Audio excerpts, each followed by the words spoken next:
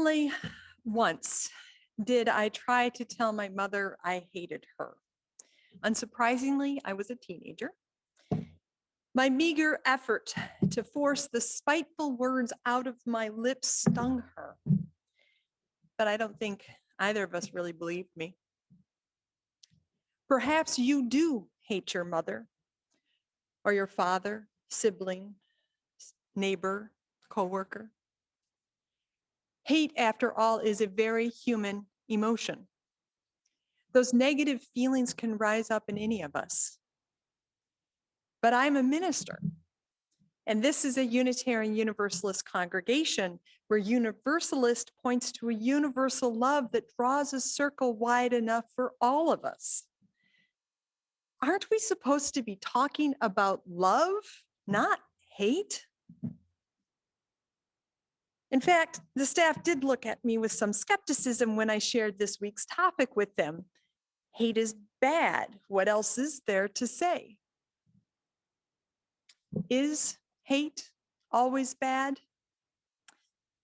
In a new book entitled Hatred, Understanding the Most Dangerous Emotion, neuroscientist and philosopher Britt Brogaard analyzes hate and contempt, asking in part if hate is ever justified. Brogaard describes both hate and contempt as antagonistic emotions that condemn their targets. Contempt does so by, quote, looking down on a person for vices they possess, vices tied to repugnant practices such as gluttony, sloth, lust, pride, envy, greed, and wrath, quote. Contempt sees its target as lesser for its defects of character. Hate has a dual focus: the malevolent character of a person and a sense that the person has or will cause harm to you or someone in your circle of concern. Because of this sense that a person did or may cause harm, there is an element of fear in hatred. As examples, you may have contempt for your friend's gambling habit, and you may hate your neighbor for assaulting your child. What is common to both contempt and hate is an attitude of condemnation that reflects a strong disrespect for their target. Contempt's disrespect is clearly evident. Hatred's disrespect can be hidden by a fear of harm, but hate is still rooted in a disapproving disrespect of the target's malevolent character and actions. This raises a question.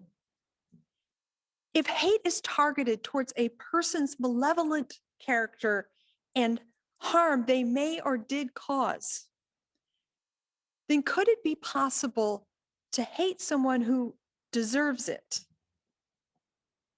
To make a case for situations where hate is rational and, yes, perhaps even moral, Brogaard distinguishes between dehumanizing hate and critical hate. Dehumanizing hate is likely what comes to mind when we think of things such as hate crimes or hate speech. It is a hate whose target is perceived as less than fully human. Dehumanizing hate contains the malicious words and actions such as the child Ruby Bridges experienced as she bravely integrated her school.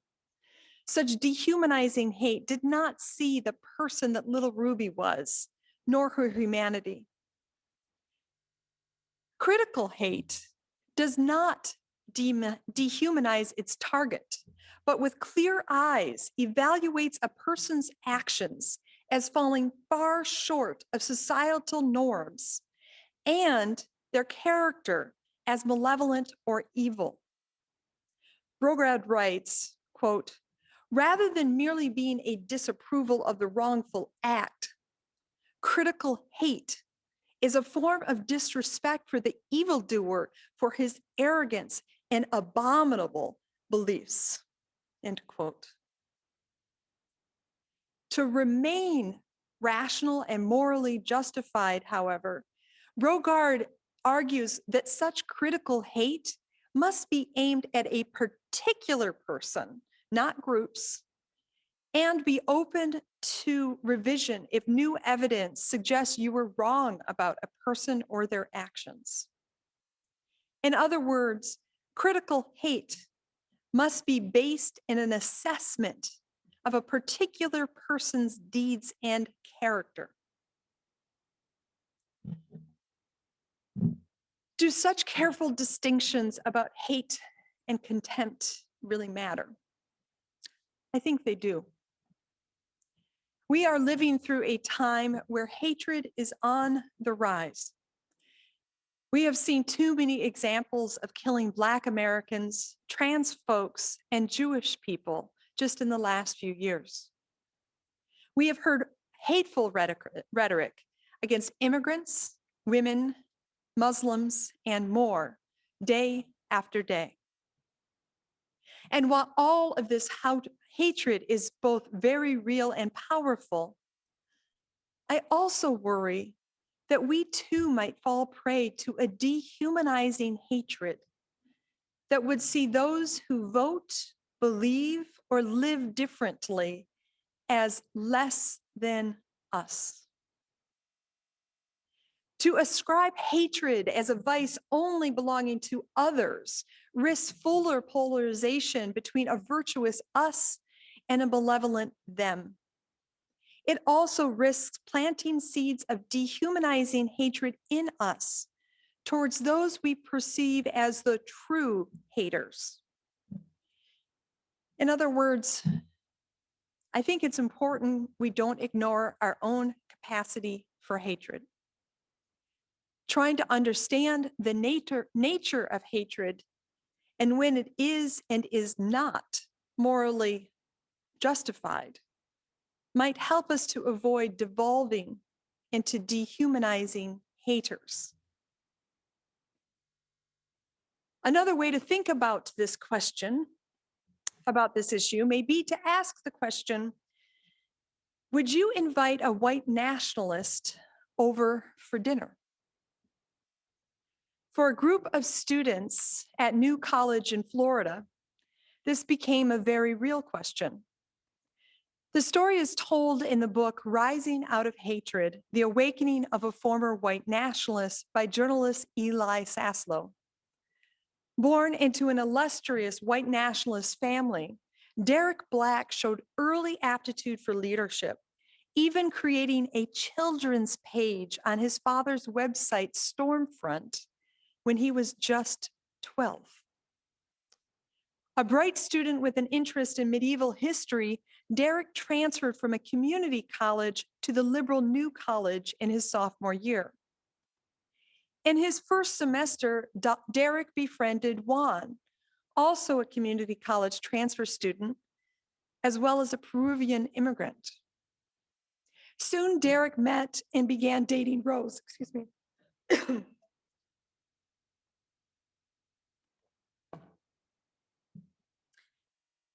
Derek, wow. Derek began dating Rose, a young woman he found smart, thoughtful, and kind. A woman he later learned was Jewish. And while playing country music on his guitar in the courtyard of his dorm, Matthew, the only Orthodox Jew on campus, stopped by and started singing along with Matthew to the familiar lyrics, kindling a friendship. All the while, Derek continued to broadcast his white nationalist radio show quietly behind closed doors on campus. Torn by his double life and certain it was only a matter of time between his worlds collided, he purposefully placed a magazine with an article about himself in the rack of the campus gym. While off campus for a holiday break and then a semester abroad, Derek waited for the response. New College had a very active student forum, online student forum, probably not unlike our own social listserv. Finally, one day, a post appeared. Have you seen this man, Derek Black, white supremacist, radio host, new college student? As you might imagine, the liberal campus exploded with commentary on the forum. Reading the emails from abroad, Derek didn't respond. Rose stopped communicating with him. The administration debated and decided not to expel him for his beliefs. Students considered their options. Saslow summarizes, what was the most appropriate response to the most intolerant kinds of free speech? Exclusion or inclusion? Was it better to shame and demonize Derek? Or was it more effective to reach out to him?